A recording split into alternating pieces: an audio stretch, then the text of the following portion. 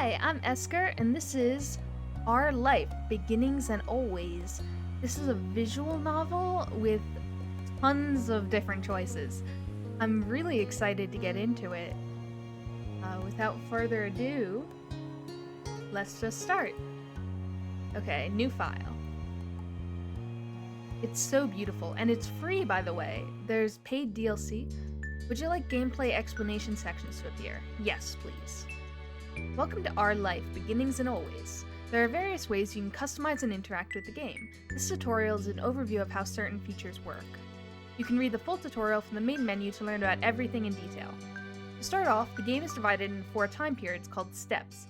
Step 1, childhood, Step 2, adolescence, Step 3, young adulthood, and Step 4, adulthood. Our life is further divided into sets of vignettes that take place during specific periods of time. Those are called moments. Moments can be played in any order or skipped entirely.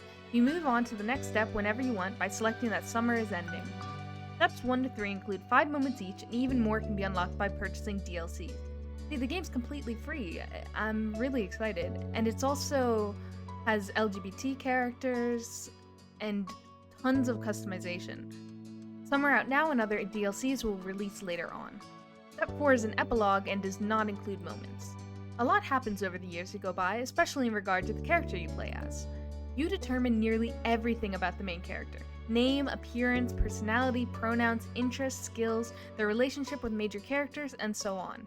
You can decide to change the details as time goes on, with a few exceptions. Your last name, skin tone, and eye color can't be altered once set. Much of the main character's basic traits are determined on a character creation screen. As the MC grows up, more options become available on the screen. As mentioned, one of the decisions you'll get to make for your character is selecting a name. You can type in any name you like, or you can pick a preset name. Preset options are called voice names because the name will be voiced aloud by the romantic lead. You'll get to hear him say your name as you play through the story. Only the default name, Jamie, is included in the base game. Hundreds more can be added by getting a free voice named expansion DLC. I do have that. The full collections of names is separated out as a DLC because of how large it is. If you're not interested in that feature, you don't need to get it. Each name in the DLC belongs to or was selected by someone who supported this project. On the character creation screen, there's a cute doll you can decorate to get an idea of what your main character looks like, with the different traits put together. Not all the things you decide about the main character appear on the doll. The script referencing what you decided for the main character is the main way these decisions influence the game. Our Life has a first-person perspective, so your character doesn't appear next to other character sprites. You only see the main character as the decorative doll and in special cut-in CG images. The cut-in CGs only appear if certain choices are made. It's possible not to see any during a playthrough. Okay? There's also a second type of special MC-based screen, the Interest Comfort screen. Unless you get DLCs, the game has one love interest, Tolv Holden. He grows up with the MC, and the Interest Comfort screen is crucial for determining how that plays out. Interest level sets how much you like him. There are 4 levels: Disinterest, Fond, Crush, and Love. Love is only available starting in Step 3, and if you are at Fond or Crush in Step 2. Comfort determines how you generally react/think when it comes to him. There are 3 levels: nervous, relaxed, and direct. Your level of interest and comfort will set the type of dynamic your character has with the love interest. What you did in the past will influence the present, and feelings can change over time. You get to pick your interest comfort near the beginning of every step. Comfort can switch between 3 levels as you please. Your interest level can only stay the same or increase. Okay? Your current level of interest will become the new lowest option on the screen in the future. For example, if you decide to be Fond in Step 1, Disinterest will not be available on the screen in Steps 2 and 3, which will make Fond the bottom level option for your relationship. Okay, that makes sense, for the sake of the story. Interest level has an impact when it comes to physically interacting with Gove. While growing up, things are rather simple. If you get along with one another and have a close relationship, you can choose to touch him, and Gove will occasionally interact with the MC in lighthearted or comforting ways. But starting in Step 3, touching can become more romantic or suggestive if you're at Crush or Love.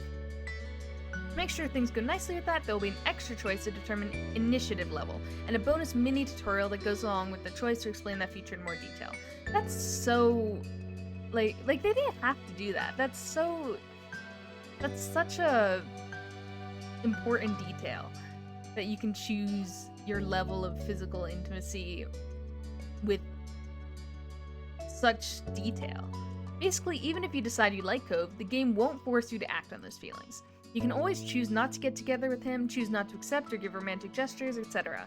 If you do decide to date Cove, though, you can't break up with him later. Sounds good. Interest, comfort gets the basics down, but it's the choices that appear throughout the normal game events that decides what actually happens between the MC and Cove. And it isn't the only MC who's impacted by your decisions. Cove grows and changes over the years. How he's treated and what he experiences help shape who he becomes. In Step 2 and Step 3, Cove's personality, appearance, and interests will vary based on what happened in the previous step. There's so many choices in this game, and I'm really curious to see how my story goes. It's something of a mystery exactly how your decisions end up changing him. You can try to guess as you go along.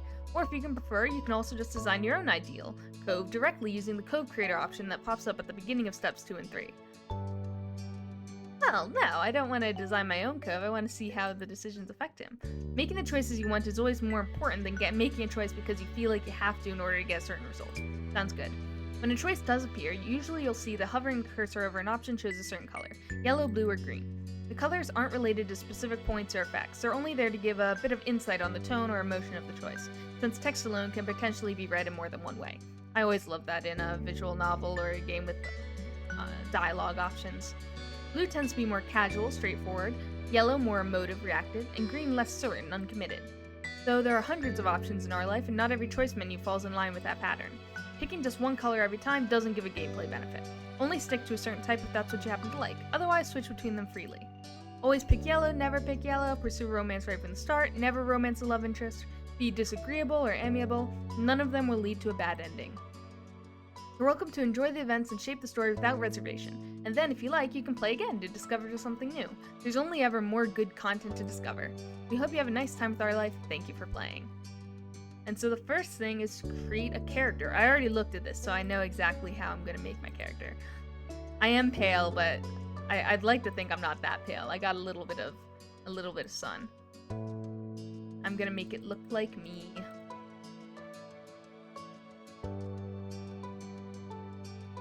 Brown hair. And my hair is wavy. So here. I'm she, and I'm gonna do a voice name. They don't have Esker, obviously, because that's not a real name, but they do have Esther. So I'm gonna be Esther Abla.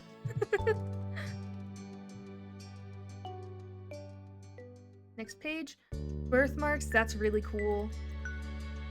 I do have a birthmark next to my eye. I don't have any scars on my face. Rosy cheeks. I don't really have rosy cheeks. I don't have freckles. Hand size, medium, chubby, slender. I'll stick with medium. And the glasses, I do wear glasses sometimes, but but not all the time, so I'm gonna leave them off. Birthmarks, I'm gonna say arm and leg. And it's so cool that they even have scars. I have a scar in my chest because I had open heart surgery as a kid. So starting off as a kid, I could have that scar. That's really cool. I love that. And again, I have birthmarks on my arms and legs. I wouldn't call them freckles. Clothing types, pants, shirts. I don't really wear dresses casually. So I'm not gonna put it. Skirts, I also don't wear casually. Accessory types, bracelets. I wear necklaces. I never wear a watch, and I never wear a hat. So this is my character. I'm Esther Abla. I'm gonna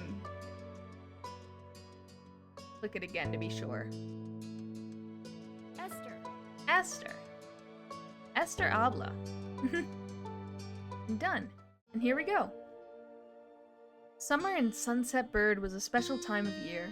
Your usually sleepy town began to bustle. It was a popular tourist destination, with people coming from all over to enjoy the beach, the weather, and the relaxation that came with both. The smell of the ocean, crisp and salty, hung in the air, bringing 3 whole months of schoolless vacation with it. During your summer, your moms didn't like you to wander too far outside your neighborhood, so you knew the area pretty well. See, I love the inclusion too, so you have 2 moms. That included the people. Families came and went from Sunset Bird, but they mostly stayed and did what your mom called putting down roots. They built businesses, they got to know each other, and they definitely said hello to the nice young kids who waved while passing their stores. Going for a walk around town mostly meant that the familiar, friendly residents waved, or asked how your family was, or most often just said hello. You didn't really get why they always had to say hi. They saw you every day, but you nodded back at them anyway. You ended up saying hi to a lot of different people, since most of the tourists that came and went every summer were the same ones. You were too anxious to say hi to most of the other residents that greeted you, but they all knew you well enough to expect that. I'm gonna do the first one. You didn't really get why they always had to say hi. They saw you every day, but you nodded back at them anyway. It was a polite thing to do after all, and your moms had taught you to always be respectful. But today, there was a man sitting on the curb outside your house. He was sitting with his head in his hands, his whole body slumped over, and you wondered if he was even a real person, or a statue that magically sprung up from the ground overnight. Whoever or whatever he was, you had never seen him before. One thing about knowing everything in Sunset Bird was that people who you didn't recognize really stood out. It was rare for tourists to venture into the residential district, as your moms called it. So for you, not knowing who a total stranger was set off a lot of red flags. Your mom's had a talk with you and your big sister Lizzie about this kind of situation before. You hadn't exactly been listening at the time. You think it could be okay to talk to new people? That's not good. They mentioned that some people aren't good to talk to, and there are other types of people can help you even if you don't know them. You remember that it's okay to run away if you feel uncomfortable. You don't have to worry about being polite then. I like that. I think that's good advice. The best advice that I heard as a kid, there's this DVD we watched called Safe Side Super Chick, and it was to yell, "This is not my mom, this is not my dad," because otherwise people might think that you're just a kid having a tantrum. But if you yell, "This is not my mom," or "This is not my dad," people will intervene. So I'm going to remember it's okay to run away if you feel uncomfortable. You don't have to worry about being polite then. You weren't sure about this man yet. Still, you felt a bit scared knowing that he was blocking the way to your front door.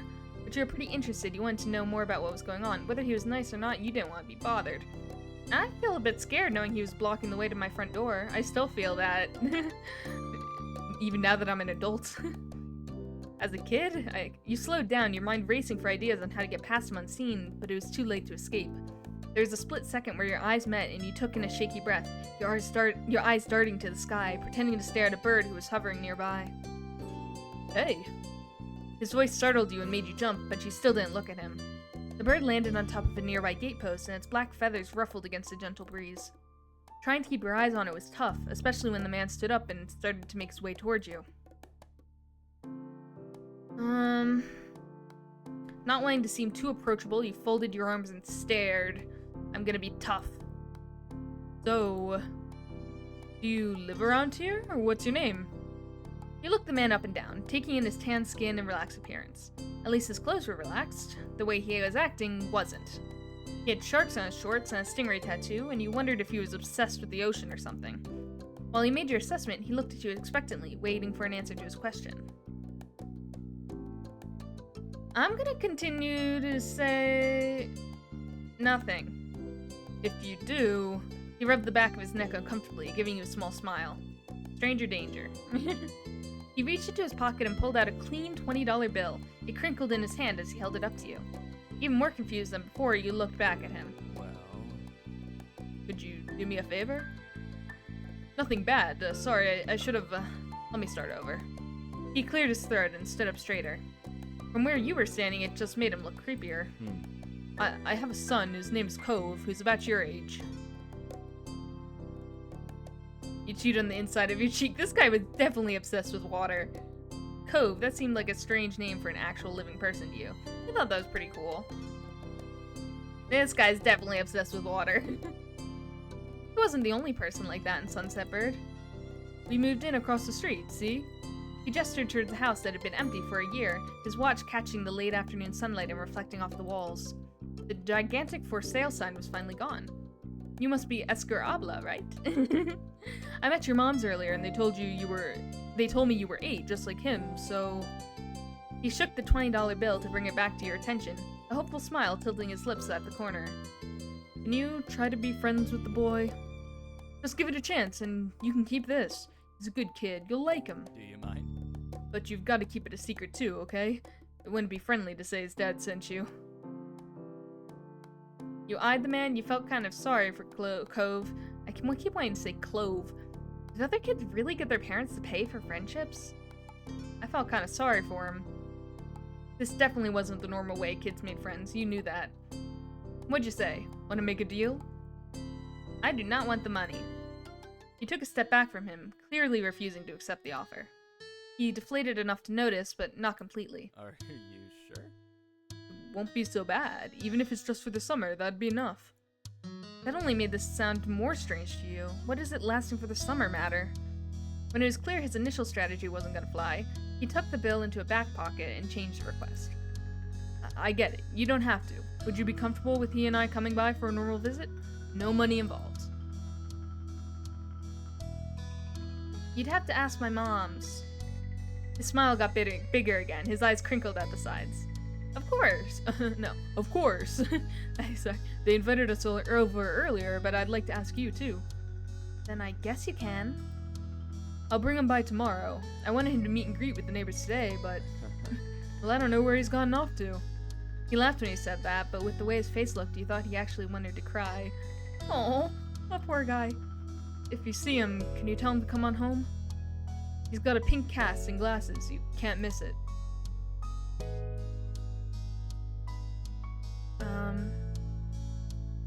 Sure thing. This definitely wasn't the normal way kids made friends. You knew that, but you were still gonna help. It's so cool, all the dialogue choices all have an impact. The man smiled and reached out to pat you on the head. Don't touch me. Okay. Pause before doing so, and then pulled his hand away instead. Good, thank you. Your moms are already checking around for me. Such a thoughtful group you are. Now I'd better go look too. Can't put everyone else to work while I keep sitting here. I thought he might come back, and that's not what's important. I have to go. Thanks again, Esker. So much. He jogged off down the street without another word. You decided to check the hills behind your house. The music is sweet too. Step 1, first sight. The chirping of crickets in the tall grass greeted you, quiet and familiar. From the top of the hill you could see the ocean. As you walked, you listened to the crash of the waves on the shore and the seagulls squawking as they settled down for the night. You've always loved the ocean. It was so much fun. You loved to hear stories about the sea, about the merfolk and sea serpents you imagined living far beneath the waves. You didn't enjoy the beach all that much, especially the sand, which got everywhere. I don't really like sand beaches, that's true. But I like the idea of being obsessed with mythology more. So I love to hear the stories about the sea, about the merfolk and sea serpents you imagined living far beneath the waves. Sometimes you could almost convince yourself you had seen the flash of a shiny mermaid's tail in the distance. You took in a deep breath. You wanted to try and relax and couldn't. You weren't sure what, but something told you weren't alone, so you glanced around. There was a boy sitting at the top of one hill, almost completely hidden within the long grass and white flowers surrounding him. His head was buried in his knees, staring ahead by himself. For whatever reason, probably just that he wasn't paying attention, he hadn't noticed you yet. You watched him a minute longer, feeling a little bit like you found a deer in the wild, though deer didn't have green hair. He has green hair and wavy eyebrows, huge glasses, pink cast, sad frowns. Deer kind of had sad frowns sometimes. Deer didn't have green hair. That's the thing that stood out the most. But this new boy did. You watched it as it fluttered softly around his face in the breeze. After a few more seconds, you took a step forward, then another. And then he glanced your way. His aquamarine eyes reflected the light of the moon. You stopped, raising a hand to acknowledge him and show you weren't scary. Are you lost? With a start, he jumped to his feet, his hands balling into fists at his sides. He didn't say anything, just stared at you in a strange way. He'd been crying. There were traces of tears on his cheeks and his knees soaking the hem of his shorts, and his eyes were still shining with a few more. You'd obviously caught him off guard. His pink cast seemed to glow in the twilight, though when he caught you staring at it, he hid his arm behind his back. Aw, he's self-conscious about it. Something the man earlier had said had stuck out to you. Cove? Eyes wide, he studied you. How did you know that? I met your dad. Oh. So, is this your hill? He gestured with his uninjured arm to the patch of grass surrounding you, his face falling at the prospect. I can leave if it is. You can't own a hill. Why not? How could you? You just do. I had a hill back home. Well, this still isn't mine. Oh. He sat back down with a thump, resting his chin on his knees again. Curious about the strange new boy with the odd dad, you sat on the patch of grass next to him. The pure white flowers that covered this hill rocked back and forth gently as the stars twinkled above. The way they dotted the sky made them seem like flowers too. Oh, that's a beautiful description. The night wind was cool as it traveled over the ocean and up the hill, chasing away the heat from the afternoon sun. Why are you here? A quiet hiccup escaped Cove as soon as you asked the question. Almost like they never stopped, his tears started up again with a vengeance. My parents... they don't want to live together with me anymore. The tears fell fast and heavy over his flushed cheeks, sticking in his dark lashes. My mom made my dad leave and he took me with him, and now we have a house here and I want to go home. The outburst took you off guard. By the time he was done wailing, Cove's chest was heaving with exhaustion. He sniffled and removed his glasses, wiping at his eyes with the back of his hand before he put them back on again. I hate this place. I want my real life back. I want my mom. I'm sorry, that's awful. He slipped his hands underneath his glasses and pressed his fingers against his eyelids. Cove wound himself up again for another long crying fit. He felt bad for him being forced to come over here with no choice. You couldn't imagine what it would be like to live with only one of your moms, but it must be pretty hard. But from way off in the distance, you heard your parents. Esker! Cove? Cove? Kids, where did you go? Cove looked at you, tears still clinging to his cheeks. Don't tell him we're here. I want to go home. I don't want to go back to that house. I want to go home.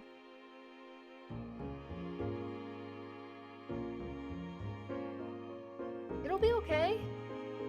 You were struck by a sudden need to reassure Cove. It's not like it's gonna be all fun, but isn't he your family too? Yeah, I guess.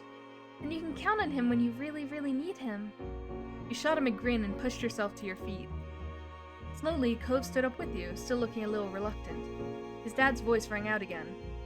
Cove, can you hear me? He looked towards the sound of his dad's voice, silent, then turned away while rubbing his not-bandaged arm. Sorry, I still don't want to go. I'm gonna wait silently with him. Yeah, I get it. You do? Before you could answer, you heard Cove's dad, even closer than before. There you are, bud. The trio of parents appeared over the curve of the hill. Instantly, all their eyes landed on you and they rushed over. Aw, the designs are so pretty. The one mom has a nose ring. Both of your moms were at your side in a split second, faces filled with worry. Esker, you're here after all. We had been at the park to check for Cove and then heard what happened earlier when you met the new neighbor.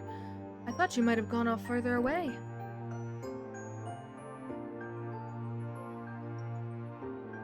Why is everyone acting like this is such a big thing? We didn't know where you went. We were worried. Yes, thank God you're both fine. Were you two having fun out here? You looked over at Cove, who was wiggling against his dad's tight hug and pushing at his arms. I think I'm gonna marry him. I'm gonna say, You didn't think that was the right word to describe it, but weren't sure what else to say to your moms. Finally letting go of his squirming, scowling son, Cove's dad turned to the three of you. That's a relief. Thanks very much for finding him. I really don't know this neighborhood. Good thing Esker knows this whole area so well. Absolutely. We should be getting home now. It's been a long day for us all. Say goodbye, Cove. Bye. Bye. The two of them walked off into the darkness, heading toward the neighborhood. You watched Cove's bright pink cast until it disappeared. Tell you what, we'll have a proper playdate tomorrow, okay? Your new friend's dad wanted to bring him by to see you and Lizzie. How does that sound? Sounds like words. You nodded, ducking your head. Sure, can I show him my stuff? Of course. Of course. Then okay. Both of your moms laughed, then the sounds overlapping into a warm, familiar chorus. Mommy put her arm around your shoulder and led you towards the path. Satisfied and more than a little ready to go to bed after your long, exciting day, you followed them home. Choose your feelings for Cove. This is how you feel towards Cove for this step. It can change in later steps. I'm going to say I'm fond of him. I don't dislike him, so I'm gonna say I like him. And my comfort? It's brand new. I'm gonna be nervous.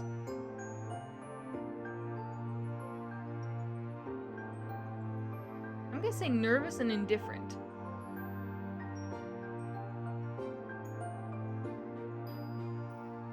You won't be able to change it again until step 2. Childish indifference. Start playing step 1 using a interest level. Early the next morning, you were poking at your food, eating it slowly. Your sister Lizzie had run out earlier to go play, but you'd stay put. Today, just like your mom had promised, Cove was coming over to hang out. Excited to see your new friend again, Esker? I guess.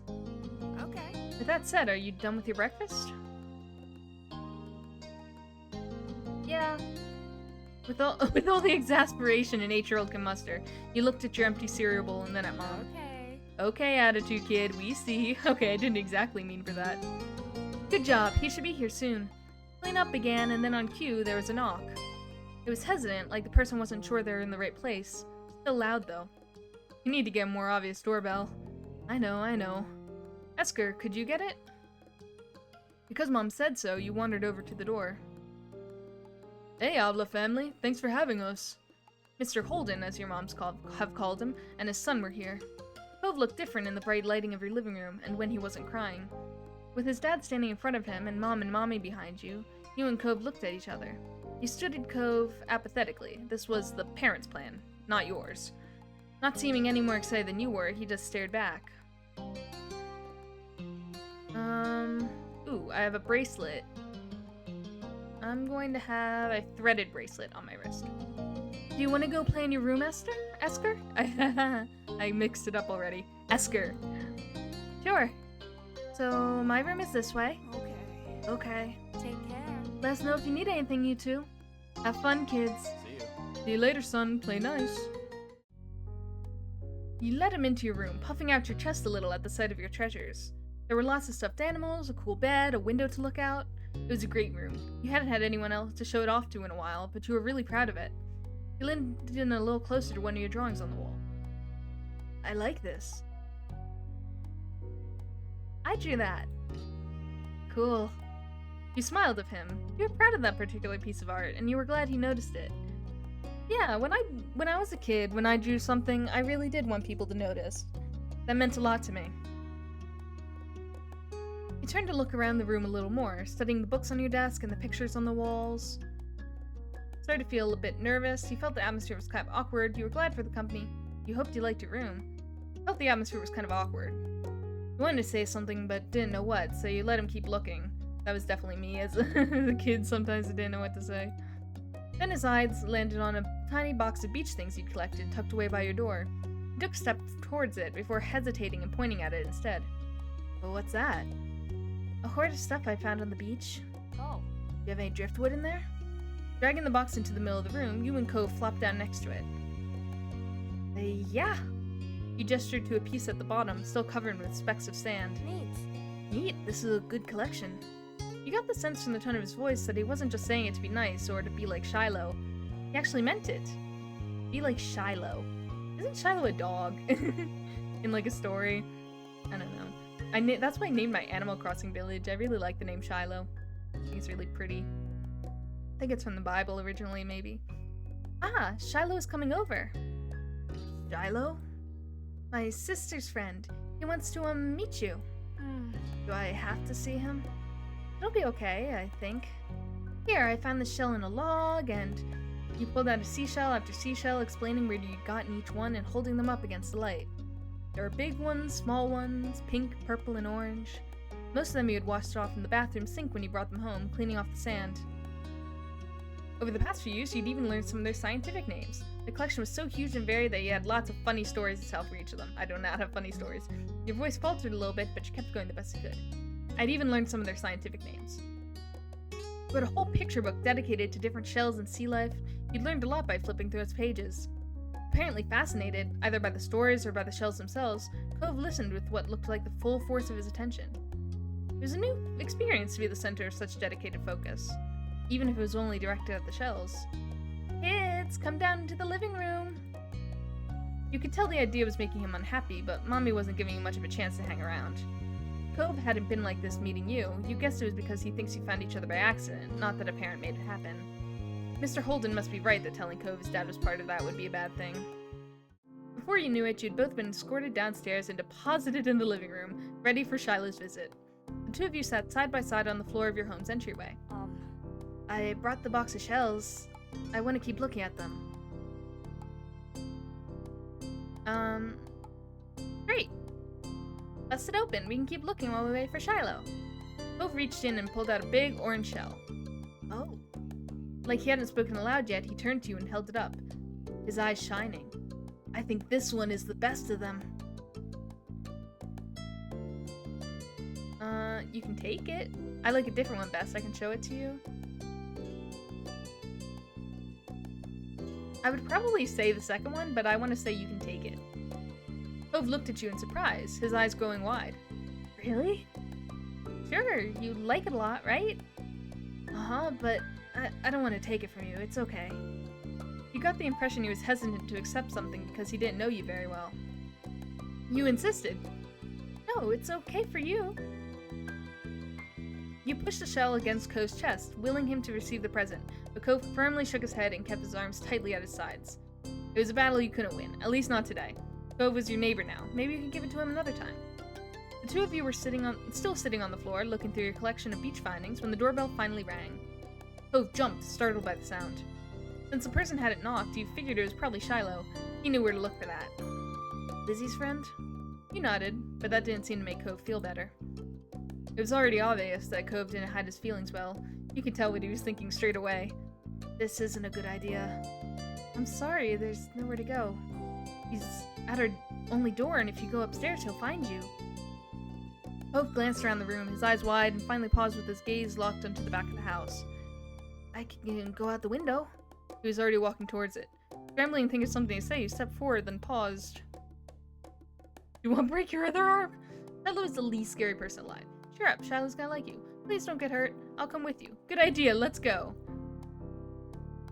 I'm gonna say... Please don't get hurt. I'm worried. What if something happens? The distance from the first floor living room window wasn't far, but you can tell it made Cove nervous anyway. He touched the cast on his arm. The wind had clearly released from his sails. I don't want to break any more bones. I don't think anyone wants to. Yeah. But I don't want to see him. I don't know him. Comforted him.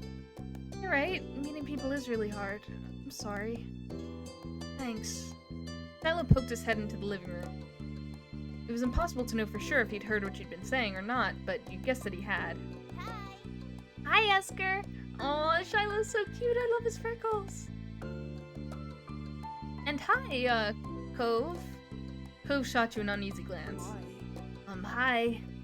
I'm Shiloh. It's nice to meet you. Oh, the rosy cheeks, too. He's so cute. Yeah. You have a lot of freckles. Alright, I do. What are you guys doing? Looking at shells. Can I do it too? Awesome. Can I do it too? Cove shrugged and then looked back at your box of beach findings. What about that one? The plan for the afternoon, at least as far as you were concerned, was to sit and look at the beach things some more. You weren't really in the mood to do much of anything else. You held out a recent find to Cove, a scallop shell that had washed up on the shore. It's a pretty color, kinda like my cast. The beautiful glittering pink did look a little bit like the wrap around his arm. It's a nice color. Okay. Oh? Is it your favorite? Not really. What is? Maybe green or blue. Might be yellow. Oh, those are all cool. I guess.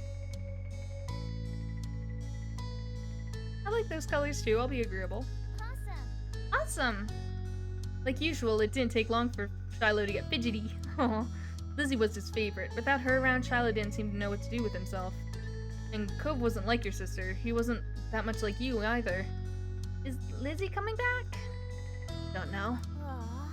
Aw. Where'd she go? I think she's at the beach. Probably. Is she playing at her park? Cove's eyes lit up at the mention of the park, and he looked towards you. There's a park? Yeah, but it's old. Can you show me? I want to go. He started getting up before he had even answered, and Shiloh jumped beside him in excitement. Really? You do too, right, Esker? The park is fun! The park is pretty great. Yeah, it's right at the beach, so there's lots of fun stuff to do, and lots of sand. It has a jungle gym and a bunch of swings. That sounds like it could be cool. So, are we gonna find Lizzie? I don't know. I never really wanted to see her, I just want to check the park out. Adrift without any direction, Shiloh finally turned to you. Okay. He perked up. Both boys wanted to go, it was only fair. After getting permission from your moms, good, very responsible, the three of you were ready to head out. It was a short walk to the park. Lizzie had convinced your moms that it was so short she should always be allowed to walk there by herself. When you found her, she was hanging out in the jungle gym, swinging back and forth. Hey, Lizzie! Her face lit up when she saw you, her big brown eyes going wide. Esker! Shiloh! Hi! She dropped to the ground and landed with a soft thud in the sand. In a split second, Shiloh had abandoned you two and scrambled over to stand by her. You were used to being left alone when it was just the three of you, but now Cove was here. You weren't sure if this was an improvement. Who's that? It's Cove. He's new. Hi. I remember. Hi, Cove. Welcome to my park. No one ever comes to play here, so this is where we get together. She gestured widely with her arms as if to present the area to the newcomer. Without interrupting Lizzie's speech, Cove whispered in your ear, quiet enough that the others wouldn't overhear. I thought kids couldn't own places like parks or hills. You couldn't help but laugh a tiny bit. I love that all these little choices have effects. While Lizzie continued talking, you took the chance to kick off your shoes and wriggle your toes through the warm sand. Nice, huh? In this neighborhood, I'm the one who comes up with the ideas. Well, my sister's a bit of a jerk. You are? Yeah, I am. Who else could handle the job? Lizzie is the oldest. By a lot. My mom said you're Esker's age. Yeah. Thought so. I'm still the only one in this group with double digits. What about the other kids? Other kids? There aren't any. We're the only kids here, and Shiloh's just visiting from another place. Not even tourists really bring their kids here. This is the land of ancients. Be careful that the oldies don't try to steal your youth. Oh. For a split second, it looked like he might cry again. But something in his eyes shifted, and he looked back at Lizzie. What kind of old people? Like moms and dads, or grandparents? Grandparents who don't have kids. They hate kids. Why? We haven't done anything.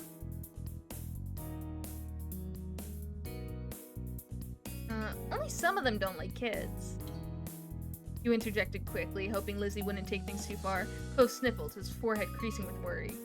Lizzie was staring Cove down, but Cove wasn't even looking at her anymore. He didn't seem to care that she was there. He went into his own head. Shiloh was the next one to speak, completely unaware of the situation. I met Lizzie and Esker in school. You'll see tons of kids there once summer is over. I don't want to go to a new school. I don't want summer to end. Shiloh looked down into the dirt. He hasn't had much luck striking up conversation with Clove. That's true. Poor Shiloh. I like summer vacation a lot too. All the building tension in the air suddenly vanished when Lizzie laughed. At Shiloh's discomfort, at how weird she thought Cove was, at something else entirely, you didn't really know. But she laughed, face scrunching up. Okay. Welcome to Sunset Bird Cove. Take a seat, put up your feet, and get used to it. Wah is right. For the rest of the summer, Cove was always there. You saw him more often than Shiloh, and on some days when she was in a bad mood or busy, you saw him even more than Lizzie. He became a staple of your everyday life, the way the sun and lunch and the beach were. That first summer, you hadn't really been interested in him one way or the other. He was just kind of a fact of life. Someone you met with because he was there. Of course, that was only the start of things. Okay, and here's the moment selection. So there are going to be 5 moments. I'm going to save the game. Thank you for watching. I hope you enjoyed.